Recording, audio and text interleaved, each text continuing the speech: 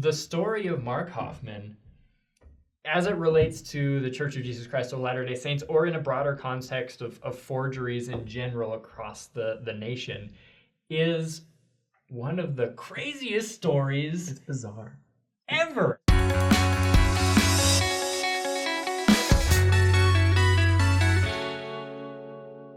Hey guys, welcome back to Saints Unscripted. Taylor and David here.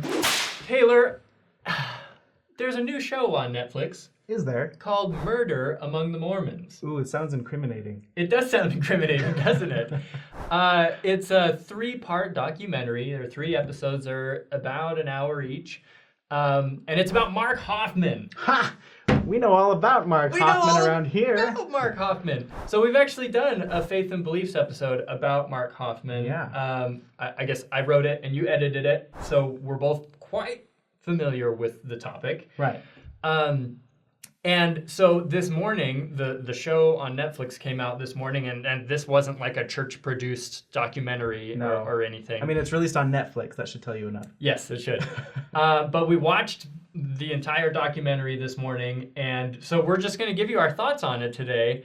And it's going to be interesting because it's such a fascinating topic. Yes. So, but also it's really heavy too. It's tragic. Yeah. So, terrible. Very, very, very terrible. What's the line from Harry Potter? Terrible, but great. Mostly terrible. Mostly terrible. Maybe we should give a quick rundown of what it's about. I guess if you want a quick rundown... I was trying to decide how we should proceed with this. Yeah, if you want a quick rundown, just watch our Faith and Beliefs episode on it. We basically take kind of the 3-hour documentary and put it in like 5 minutes. Literally. Like, in this documentary, they were using footage that I had already used in our Faith and Beliefs episode. Like, I noticed a lot of the same pictures, like pictures at the end. The same news footage. Yeah. Same interviews. Very interesting. Fair use. We don't make any money off this channel. No, we don't. It's educational. It's educational.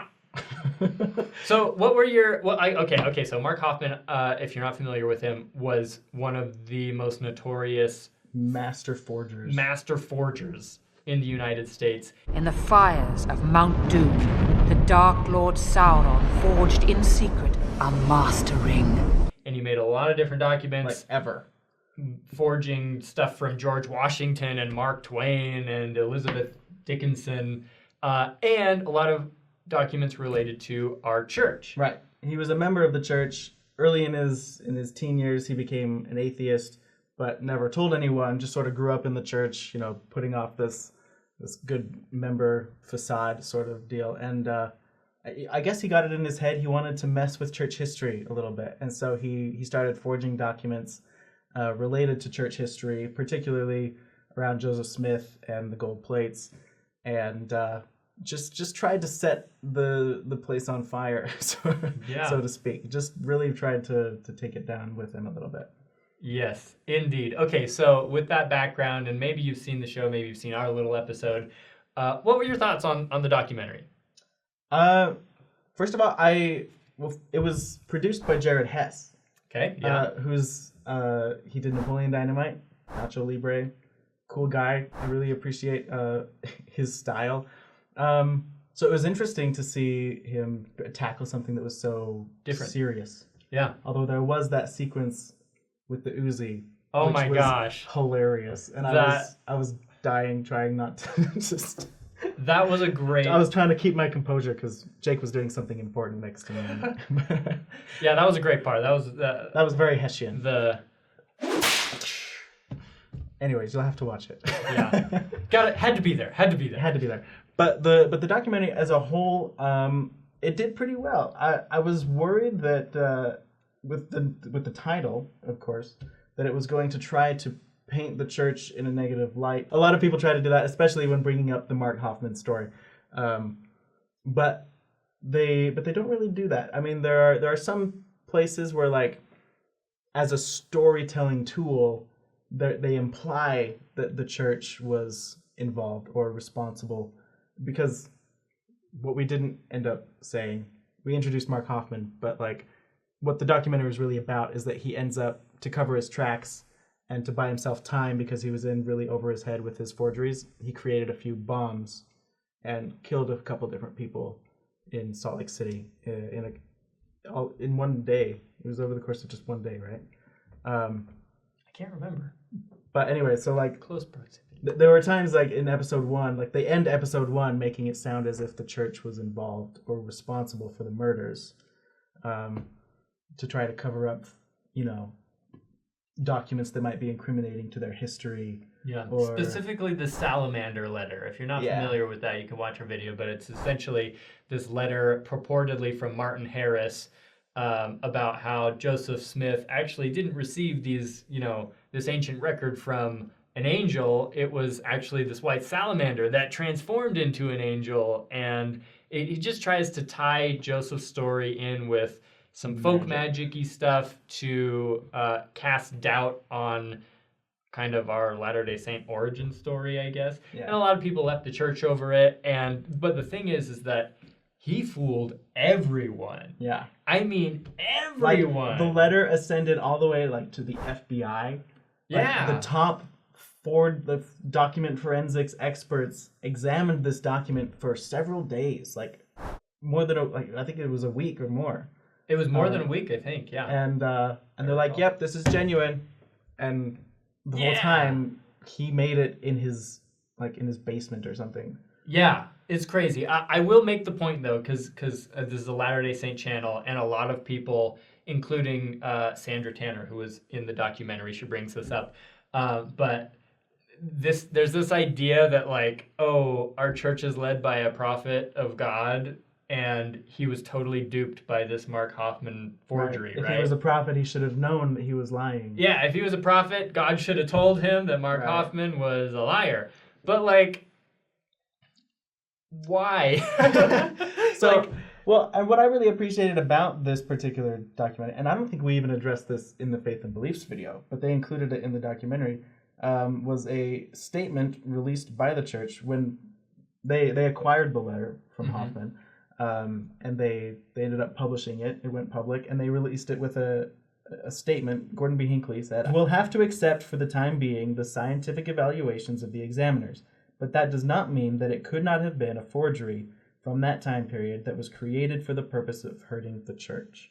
So, even though they published it and were accepting it temporarily as authentic, Gordon B. Hinckley wasn't totally convinced. He's there's still a possibility this could be. Yeah, but here's and granted, the documentary only very briefly brought this point up, so they could have focused a lot more on it, and I'm glad that they didn't. Right. Just because I think it's a silly point, because there's this idea that prophets can't be tricked, but where does that come from? You look in the Bible, the prophet Jacob, his 11 sons come to him, and they're like, "Hey, your other son, Joseph, just got eaten by wild animals." And Jacob isn't God has told me that you're lying to me. No, he totally falls for it. And he's like, "Oh my gosh, my life is over." The next 30 years. Yeah. Who knows how long that period was. And my favorite is the one where Jacob goes into Isaac's room and pretends he's Esau by covering himself with fur. And he's like, "Oh, Esau's pretty hairy. This must be..." What? You don't recognize your own son? Yeah, so this idea that prophets can't be duped or tricked or anything is totally not scriptural. But again, Mark Hoffman just tricked everybody, and repeatedly, people were "Okay, let's check and make sure. Let's check and make sure. Let's check and make sure this is authentic." And they were all just "Okay, it's really the real deal," until these FBI guys really got down deep into it and saw some cracked ink. It came down to cracked ink. And all it was, and he didn't know what that meant. He just saw that there was cracked ink on Hoffman's documents that he had submitted, but there wasn't cracked ink on other historical documents. Yeah. And so he's just he went through and had his assistant hand him documents, and he was able to be "Okay, this is Hoffman's, this is not Hoffman's, this is Hoffman's." And they made an entire pile of Hoffman's letters just based on the consistency of the cracked ink. Yeah. And so they had to go in, they had a forensics team recreate the ink, or how was it that why is it that Hoffman's ink cracks? Yeah. And they were able to find out that it was because it was fake, it was forged. Overall, I thought it was a really solid documentary. I really enjoyed it. I mean, I always look at things with a critical eye when they're about the church, and there were a couple of things like they mention a guy talking about giving Mark Hoffman a blessing after a certain incident happened to him. I won't give it away, I guess, because it's kind of a big deal. Spoilers. But anyways, this guy gives Mark Hoffman a blessing, and like if you don't understand what a blessing is in our faith, if there's not more context around that, then that might seem a little bit weird to you. He was very confident. He was very confident, and I guess kind of it worked. I know. So I wanted to ask you like what your thoughts were on that, because not only does Hoffman get better, survive, but like even later attempts after he's found guilty, after he's in prison, he attempted suicide again and also survives. Spoiler alerts. We don't know whether or not the first event was attempted suicide. They kind of imply that it was possible, but they never answer the question of what that was for. Which I actually didn't know. I thought that it was an accidental explosion. I think in our video we just say it went off. I don't recall if we say it was an accident or not. But anyway, so that's something that I learned. Towards the end, they start playing an interview. Mark Hoffman pleads guilty to the murders and the forgeries, and then to avoid a death sentence, he agrees to share his story about why he did it, what he did. And in the interview, the interviewer kind of jumps to conclusions and assumes that it was a suicide attempt, that the bomb in his car was a suicide attempt to like frame, to make it look like he was one of the victims. But then she like backtracks, and then they kind of reestablish like, oh, maybe you never said it was a suicide attempt, did you? And he's like, oh, no. And she said, who was the third bomb intended for? And he never answers. So like all of a sudden there was like backtracking, but he answered the question, and it almost sounds as if he was trying to attempt suicide. Or that it was on purpose. Yeah, somehow. Or something. Interesting. But the fact that the bomb like kills two other people successfully and then fails to kill him from such close proximity inside of a car. Just under his seat, right? The fact that he survived is crazy. Is pretty crazy. And so like it almost seems as if there was some divine intervention, at least for the purposes of like, we're going to bring this man to justice in his life, kind of a thing. No, not saying that's for real, but like it almost seems that way. There's some irony. Right. Yeah. There's some poetic especially irony. later on as he's in prison and he ends up trying to commit suicide by taking a bunch of pills and he goes unconscious, and right. And he loses, as a result of it, he loses the use of his forging arm. Yeah, he like is unconscious on his arm, and it cuts off the blood flow for so long that his hand is crippled, essentially, right? Yeah. Interesting stuff. What I think struck me the most was just how conscienceless this guy was. I made a list of quotes from this guy as he's talking. Please. It's disturbing. I'm not disturbing. gonna lie. Like it's hard. Like it's a really engaging documentary. And then the last episode, the more you hear about his mind, it starts to get weird and creepy. This was a really interesting comment that he made. This was as he's walking towards, to drop the bomb off, the first bomb. He said, like he's explaining what his thoughts were. He said, even though I tried to justify the taking of life as my own survival, and that was philosophically not an inappropriate thing to do, I had feelings of not guilt so much as feelings of wondering, as far as what happens if I'm wrong, or what happens if there really is a God. Mm-hmm. Like he wasn't worried about taking Stephen Christensen's life. He was worried about, what if I'm wrong about this? But he obviously wasn't too broken up about it because he went forward with it anyway. And then the second bomb, which was intended for Steve Christensen's boss, Gary Sheets, which ended up actually killing Gary Sheets' wife, Kathy. In the interview, he's talking about how he wasn't sure if it was going to go off, but that even if it didn't go off, it would serve the purpose that it was intended for. It would distract. It would get attention off of him, right? Mm-hmm. And the interviewer is like, well, if you didn't need to kill her, why didn't you just rig the bomb to not go off? And he essentially just said, like, it was a game to me. Like, I didn't really care. It could have killed an adult. It could have killed a child. It could have killed a dog. It didn't really matter to him. And that kind of thing especially coming from like a guy like Mark Hoffman, who kind of comes off as kind of like shy and like reserved, and like he doesn't come across as like a really nice sinister guy. person, Right. but he was. Yes. And that makes it all the cringier. They asked him what he was thinking the night before he made the decision to kill people as he's making the bombs the night before he plants them. And he says, my thoughts were that there's no great harm done, you know? They might have died in a car accident, you know? The worthlessness of life, or whatever. Or whatever. Yeah, that's what he says. It's so conscienceless. The story of Mark Hoffman, as it relates to the Church of Jesus Christ of Latter-day Saints, or in a broader context of forgeries in general across the nation, is one of the craziest stories. It's bizarre. Ever. Especially because almost no one in Utah even knows that this happened. Yeah. It was only like, I guess now it's almost 40 years ago. I don't think it's one, like, it's one that, like, people bring up as a contention against, you know, the truth claims of the Church of Jesus Christ of Latter-day Saints. I don't think it is. Obviously. Yeah, they had opportunities to make more damaging comments about the church, and they didn't take Yeah, it, but so. I think just the story in general, like, isn't really damaging to the church. Yeah. Obviously, it made church leaders look stupid, just like it made, you know, the FBI look stupid and other, like, leading document authentication experts look stupid. Like, like the whole thing was like Mark Hoffman trying to make people look stupid to make himself feel superior to others. And he achieved that. Definitely. Until it all fell apart. On his face. Yeah. So I think it's a fascinating story. It's tragic, though. And in this documentary, you see the wake that he leaves, that his crimes leave. And you see people, both members of the church and non-members, and how they're still affected to this day. And that was rough. That's rough. It's rough to watch. Like, there was one guy who's still, like, he's the one who introduced Hoffman to, like, Steve Christensen and the other people. And he still considers himself responsible for those things. And it's been, like I said, it's been like 35 years, and it's just sad to watch.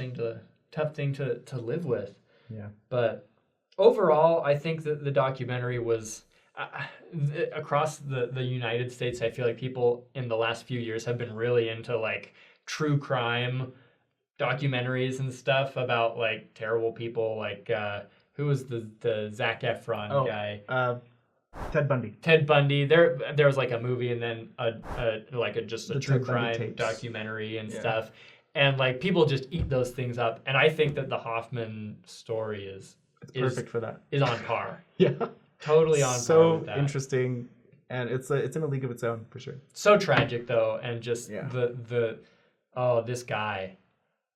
guy and just the level of deception. His own wife he uses as a pawn in his forgery games. Like one of the Latter-day Saint documents he forges is the Anton transcript, and what he does is he creates it and then he hides it in the pages of this old Bible and sets it out for his wife to find, and she finds it, and then he's like, oh my gosh, this is, you know, this crazy document, and sells it and whatnot.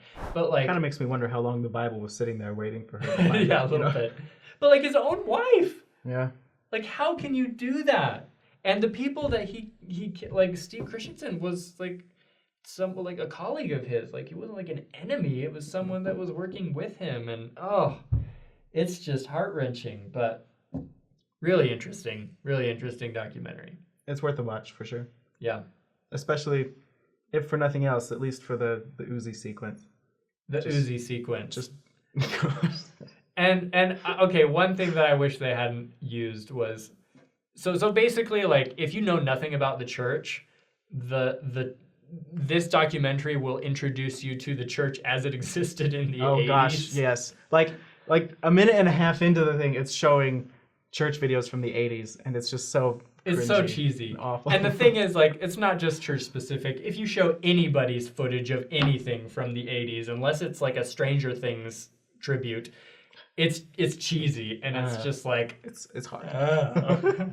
Remember last week when you said next week you'd spend more time with your children? It's next week. But we all wish we could forget it. But they won't The let us church was forget. still true back then, just as much as it is now. But our media maybe was a little cheesier. Oh, the 80s. Yeah, love it. Anyways.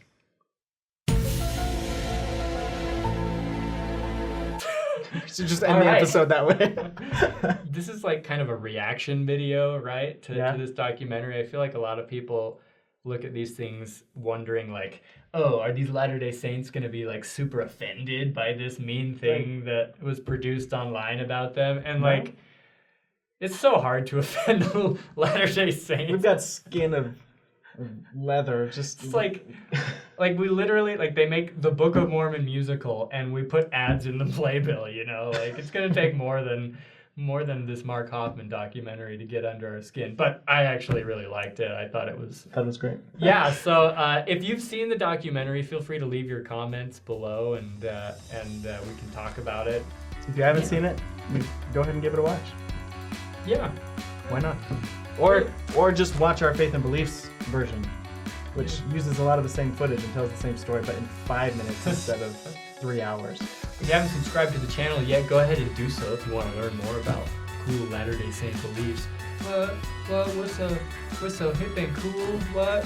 I'm wearing Smash that like button. socks and sandals. Are you really? No, they're slippers. Oh. Socks and slippers.